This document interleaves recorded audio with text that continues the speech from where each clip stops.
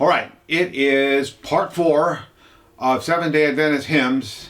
There's going to be another video following this one, maybe 2 more.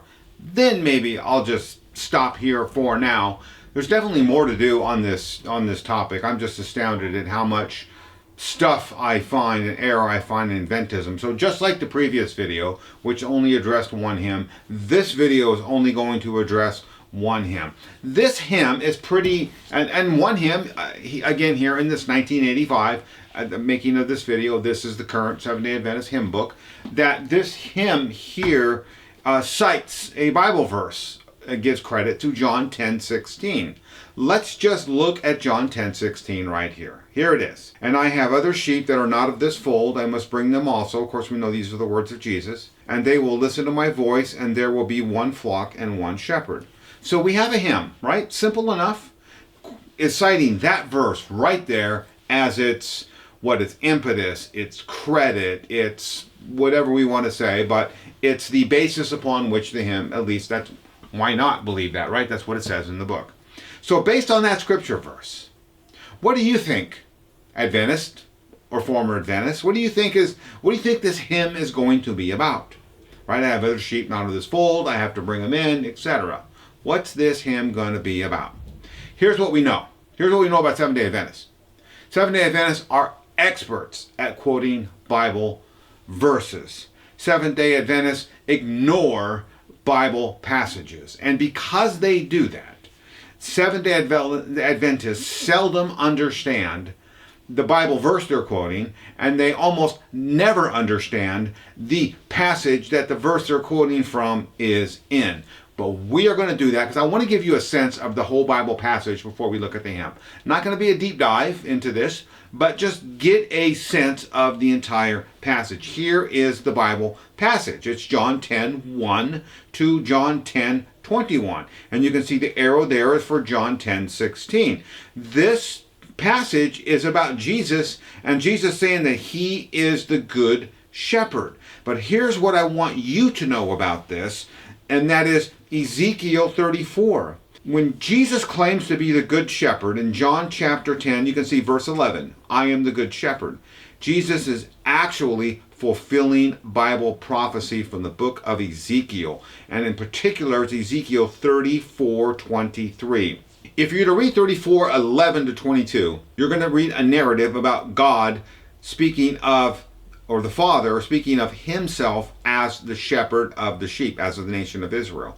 But then that tone, or that tenor, switches in Ezekiel 34:23 when God is talking about a future shepherd. And it says this in 34:23, and I will set up over them one shepherd, my servant David, and he shall feed them, and they will be their sheep. David already has died in this, by the time this comes. David's been dead for a long time. So this passage is not saying that David is going to be the shepherd, because David's already dead. But what we do know is that Jesus is in the line of David. This verse here that we saw in Ezekiel 34:23 is speaking of the future, and that's how it's always been regarded. This is a prophecy of a coming good shepherd for the nation of Israel in the line of David. Who could that be? Right? Let's go back to the slide here. So there we are. So this is a fulfillment of Bible prophecy. This whole passage of John 10:1 to 10:21 is a fulfillment of Ezekiel 34:23 when Jesus declares in verse 11 of John 10 that he is the good shepherd. He is fulfilling Bible prophecy you see right here in front of your face. So now the shepherd in the ancient Near Eastern context was an autocrat, was the ultimate ruler of the flock. So this shepherd analogy and the sovereignty of the shepherd does not escape this audience that Jesus is talking to. And they don't look at it in a bad way. That's just the way shepherds were. So when Jesus says he is the good shepherd, he's saying, I'm going to be the ruler. That's it. And that's how they understood it, because that's what happened. So Jesus, as the good shepherd, he is thus the ruler of his people. Now, ancient Near Eastern kings, when they spoke of themselves or they spoke of gods, in this whole region, often use this analogy of shepherds and sheep, and they spoke of themselves, some of these unchristian, outside the nation of Israel, ancient Near Eastern kings spoke of themselves and their gods as their shepherds. So this imagery was not lost on the audience that Jesus is speaking to, because they grew up in this region. They know exactly the history, of the Hittites, the Canaanites, the Amorites, and the Assyrians, and the Babylonians, etc. So they know this imagery, and they know it well, and they understood exactly what Jesus was saying. So let's go back here. Let's look at John 10:16. Just look at John 10:16. I have other sheep that are not of this fold. Well, this current fold, that's the Jew. That's the nation of Israel. These other sheep that are not part of this fold, that's the Gentiles. Jesus is making a prophecy right here that in some point in time, these Gentiles are going to come in to this religion that, that the Jew knows, but the Gentiles don't, because they weren't invited. So these other sheep, look, when Jesus says, they will listen to my voice, that means they are going to listen to the words of Christ with great appreciation, and they will gladly follow him. So these other sheep or Gentiles have not yet at this time been brought into this fold. Here's something I want to say about sheep in the Near Eastern, Middle Eastern context, is that, and when Jesus says, I have sheep of this fold, I will bring them, they will listen to my voice. And by the way, I just got to read it. So there will be one flock and one shepherd. Okay, well that's it right there. That's Christ. One flock, one shepherd. But in this Near Eastern sense, shepherds led their sheep by voice commands, like Jesus is saying is going to happen here in John 10:16. In the Western culture, they herd their sheep with dogs. It's not their voice. But in the Middle Eastern culture, they did it with their voice. And that's what is resonating with the people here that Christ is talking to. So the Gentiles were separated, had no part in any aspect of the Mosaic system. Did you read the words of Jesus? I have other sheep that are not of this voice, not of this fold, and that they're going to end up coming in. That means they're not there now. They're going to be there in the future, but they're not there now. So the Gentiles, as a body of people, were never part of the Jewish religion or the Mosaic law. Matter of fact, these very words of Christ in John 10:16 refute Adventist doctrines. Jesus himself refutes Adventist doctrines. The Adventist doctrine of, the Sabbath was given to mankind in general, given to everybody. Jesus says, I have other sheep not of this fold, and they aren't here yet, but he's going to bring them in sometime. And those other sheep are the Gentiles. And they were never part of the Mosaic religious system or any of the covenants, which you're going to see here in just a minute. So when did that start? Okay, so they weren't part of the fold in John 10:16. When did it start? Look with me here. The conversion of Saul, the Apostle Paul, Acts chapter 9. This book was actually written about 58 to 62 AD. Look at verse 5. When the Apostle Paul is on the road and he says, and the voice says to him, Saul, Saul, why are you persecuting me? And he says, who are you? Lord? ? And he said, I am Jesus whom you are persecuting. There's the Apostle Paul talking to Jesus. And what does Jesus say in 9:15? He says exactly what he said in John 10:26 when he was alive on earth. Of course, here he's already ascended. But Jesus ascended is speaking to the Apostle Paul, and he says this in 9:15. Go, for he is a chosen instrument of mine to carry my name before the Gentiles and kings of the children of Israel. Look here. We had the future promise in John 10:16. These other sheep that are not part of this fold aren't here yet in John 10:16. In Acts chapter 9, we have the conversion of the Apostle Paul, and we see the implementation, the very beginning now of what Jesus promised in 10:16. You want to see a further implementation of it? Here it is in Romans 15 and 16. But on some points I have written to you very boldly by way of reminder, because of the grace given me by God, to be a minister of Jesus Christ to the Gentiles. See, the Apostle Paul knew what Christ told him to do on the road to him, on the road when he was struck, when he questioned, and Jesus said, yes, this is me you've been persecuting, but I've saved you as an instrument to be a minister to the Gentiles. And here's the Apostle Paul saying, yep, I'm a minister to the Gentiles. But look at Ephesians here. This is clear. The Apostle Paul is there's so much in this verse. I am not going to explain all of it here because it's not the time and place for some topics, but I'm just going to make this point here. Look in the black box to the left. Gentiles were never part of the Mosaic system. Christ now has made Jew and Gentile one. And there's one shepherd. Gentiles are now invited into the kingdom of God, and they weren't before. Look at Ephesians 2:11. You Gentiles in the flesh called the uncircumcision by what is called the circumcision, and that's the Jew. Verse 12. Paul is talking to them, to the Gentiles. Remember that you were at this time separated from Christ, alienated from the commonwealth of Israel, and stranger to the covenant of promise, having no hope and without God in the world. Pause. Right there. So in Adventist doctrine, which they teach, it's Mark 2:27, the Sabbath was made for mankind. No, it wasn't. Because the Gentiles were not allowed into the Jewish system. And Ephesians 2:12 is absolutely clear. You are strangers to the covenants of promise. So, Adventists, now you're going to have to reconcile that. You're either going to have to correct what you say when you like to quote Mark 2:27, the Sabbath was made for mankind, because it wasn't.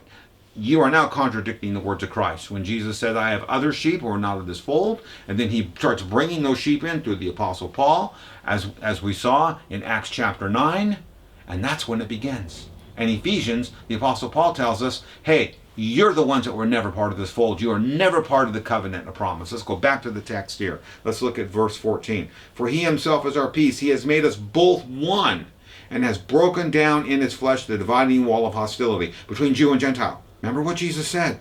Other sheep not of this fold. He's going to make them one.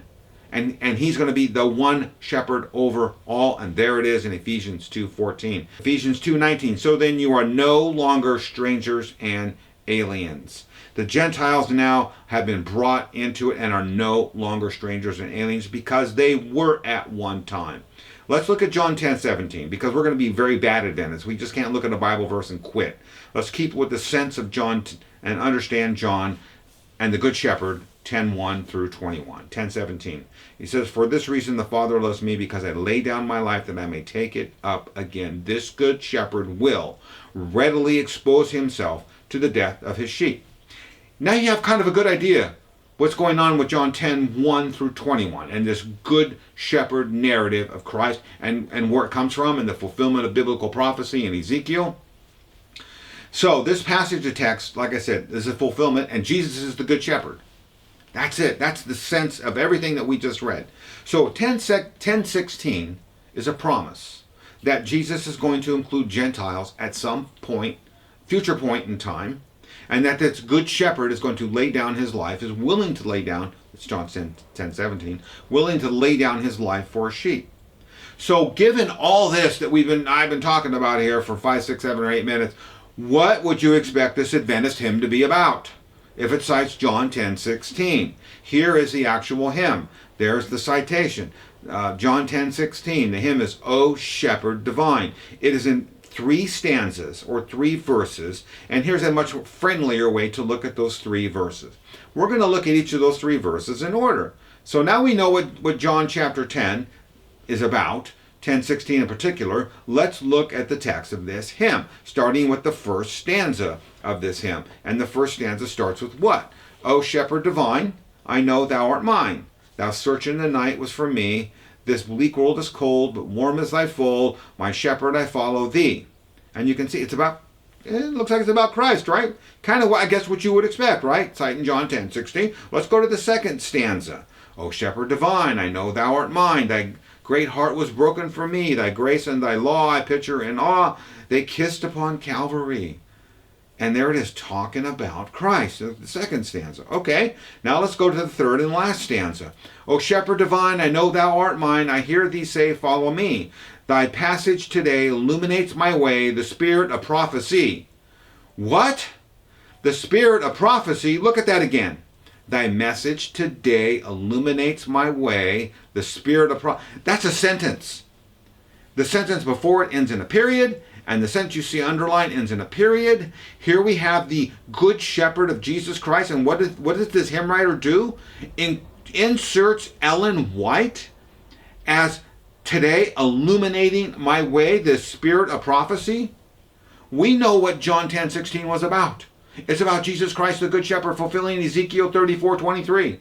This Adventist hymn writer in this book interjects Ellen White into a hymn about Jesus being the Good Shepherd.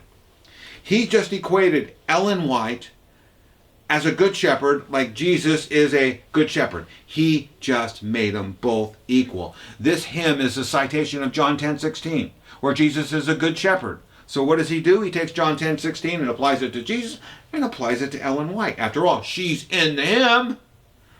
This hymn is extolling the guiding of the good shepherd, Jesus and Ellen White. This Adventist hymn is doing just that. Look again at the hymn. Look at this sentence right here. Thy message today illuminates my way, the spirit of prophecy. Who illuminates the way for this person today? The spirit of prophecy. Remember what I said? I said this in the last video. If you haven't seen it, I'll just kind of repeat myself here. What's a hymn? Who are hymns sung for? To? Why do we sing them in church? Why? Right? We sing hymns of worship and praise to God, to Christ, or to the Holy Spirit. In Adventism, they sing hymns to the spirit of prophecy, as we just saw here. The White Estate even acknowledges this hymn is a reference to Ellen White. Should you doubt me, look right here. By the way, did you know there was Spirit of Prophecy Day? So I found Spirit of Prophecy Day text from 2011. And look what it says in the middle here from the White Estate. Talking about hymn number 192, O Shepherd Divine. This hymn also makes an explicit reference to the spirit of prophecy, making it especially suitable to use for sermons today because it's Spirit of Prophecy Day. I found another source talking about this hymn. Look at this right here. So they're going to explain this hymn, this Adventist website. And this hymn, they say, using the familiar symbolism of the shepherd and the sheep is illustrated in Psalm 23. That, what? Wrong. John 10:1 through 21, the Good Shepherd, is from Ezekiel chapter 34, verses 11 to 20. It's not from Psalm 23.